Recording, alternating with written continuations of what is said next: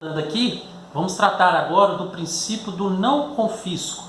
Esse princípio está previsto aí na nossa Constituição, no artigo 150, inciso 4º, ok? Isso a gente alguns autores preferem chamar de princípio do não confisco ou princípio da proibição, da vedação da tributação com efeito confiscatório. Eu prefiro chamar de princípio do não confisco. É importante dizer que nós vivemos num Estado de direito, um Estado democrático de direito, um Estado constitucional de direito. E nesse Estado brasileiro não se permite mais algumas práticas que até então eram aceitáveis no passado, hoje não se admite mais.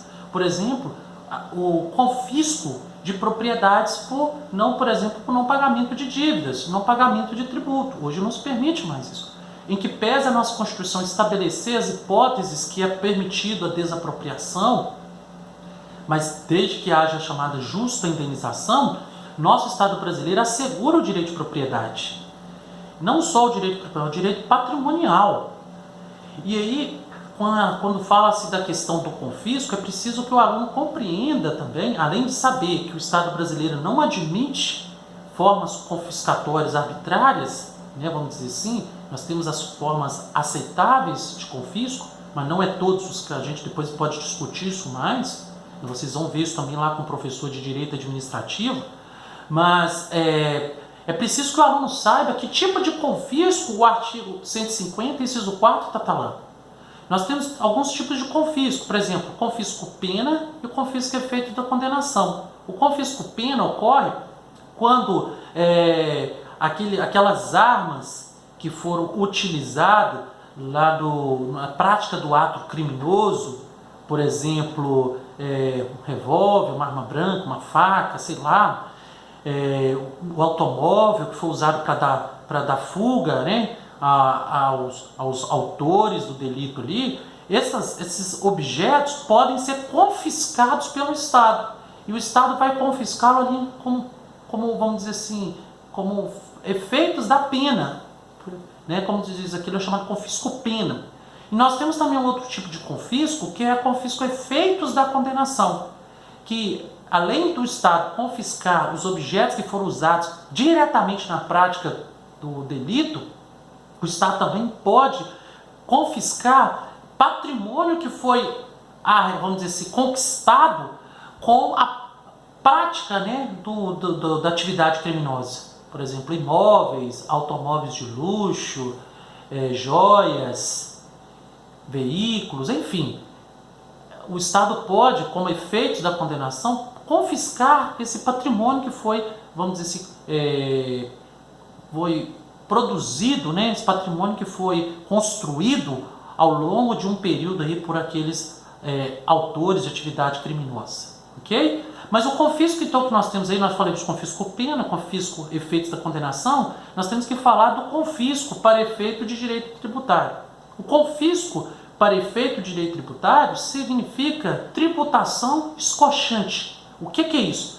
Segundo a doutrina, é proibido ao Estado brasileiro, por interpretação do dispositivo do artigo 154, inciso 4, é proibido ao Estado brasileiro cobrar tributo com efeito confiscatório.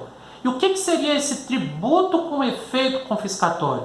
Significa que teríamos um tributo com alíquotas escochantes, tributos com alíquotas pesadas. É um tributo pesado.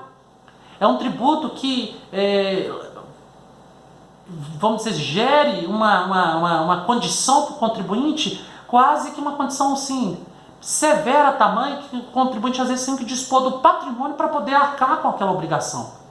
E é proibido isso. É importante a gente saber que a tributação no Brasil ela é permitida, não só no Brasil, mas no mundo. Mas a tributação ela não pode ser meio de enriquecimento ilícito do Estado. O Estado deve ter a tributação como forma de arrecadação, mas não como meio de enriquecimento. E aí o Estado precisa tributar. Eu não costumo falar, o Estado não só deve, mas o Estado precisa tributar, porque ele precisa arrecadar dinheiro para cumprir com seus objetivos, prestação de serviços públicos à coletividade. Ele precisa tributar, isso é claro. Só que essa tributação tem que respeitar limites. Então, por exemplo, eu não posso ter aqui a cobrança de IPTU a uma alíquota de 30% do valor do imóvel, que isso passa a ser o quê? Pesado, isso passa a ser escochante.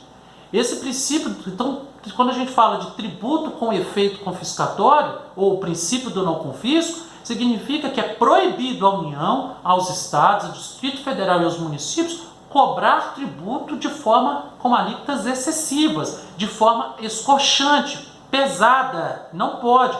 Esse princípio é aplicado a todos os tributos, escutem isso, é aplicado a todos os tributos e não só aos impostos.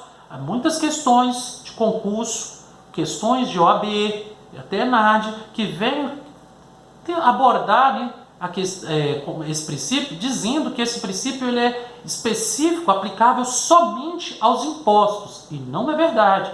Ele é aplicável a todos os tributos. Todos os tributos têm que respeitar essa regra da tributação sem efeito confiscatório. O tributo não pode ter efeito confiscatório. Outro detalhe, me questionam sempre, é se é aplicável esse princípio também às multas. Sim, o STJ e o STF têm entendimento de que esse tributo, as multas também devem respeitar o princípio do não confisco e não podem ter efeito confiscatório. Significa dizer que não podem ser excessivas de tal forma. Você já pensou uma multa corresponder a 300% do montante do valor principal? É o que acontece, por exemplo, nós temos uma multa no imposto, da legislação do imposto de renda, que ela estabelece que a multa pode chegar a 150% do valor principal. Que é isso? Se a pessoa deve 1 milhão, a multa pode chegar a 1 milhão e 500. Então, se eu devo 1 milhão de valor principal, mais uma multa de 150% do valor principal, eu passo a dever 2 milhões e 500. Então, essa multa ela é pesada, ela é escochante, não pode. Ela é confiscatória. Ela, vamos dizer assim, ela leva o Estado a um enriquecimento ilícito, que não pode. Tá bom, gente? Agora, uma pergunta que é sempre me feita é o seguinte: professor, mas existe uma lei que estabelece quando uma multa ou um tributo passa a ter efeito confiscatório? Como que eu vou saber se uma multa é ou não confiscatória? Como que eu vou saber se um tributo é ou não confiscatório? Por exemplo, para o Silvio Santos, se eu cobrar do Silvio Santos, que a gente sabe que o Silvio Santos, vamos trazer ele aqui, que é um milionário, um bilionário. Se a gente sabe que o Silvio Santos é um bilionário. Então, cobrar do Silvio Santos a alíquota de 10% do valor do imóvel que lhe pertence. Vamos imaginar que o Silvio Santos seja proprietário de uma mansão avaliada em 10 milhões de reais. Cobrar dele 10% a título de IPTU por ano, 10%. Será que para o Silvio Santos é pesado? É escochante? É excessivo? Depende. Por quê? O judiciário, porque hoje no Brasil nós não temos uma lei que estabelece limite. A partir de que ponto vai ser considerado escochante ou pesado ou excessivo uma multa ou um tributo? Na verdade, caberá ao Poder Judiciário, ao enfrentar um caso concreto, dizer se uma multa ou um tributo tem ou não caráter confiscatório. Nós não temos uma lei.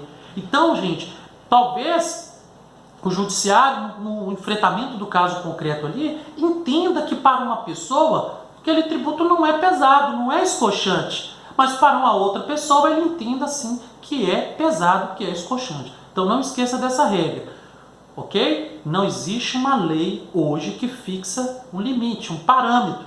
Caberá ao Poder Judiciário, no enfrentamento do caso concreto, dizer se um tributo é ou não confiscatório. Em outros termos, cabe ao Judiciário dizer se aquele tributo tem efeito confiscatório. Não só o tributo, também a multa, tá bom? Várias decisões eu tenho visto do Judiciário reduzir a multa lá da questão do imposto de renda, né, da legislação do imposto de renda aplicável pela Receita, reduzir de 150%, eles reduzirem para 50%. O Judiciário tem entendido que a multa acima de 50% ela já passa a ser efeito confiscatório, 50% do que diz respeito ao montante principal. Tá bom, gente? Então é isso que vocês precisam saber do princípio do não confisco, ou princípio da não utilização do tributo para fins de confisco, ok?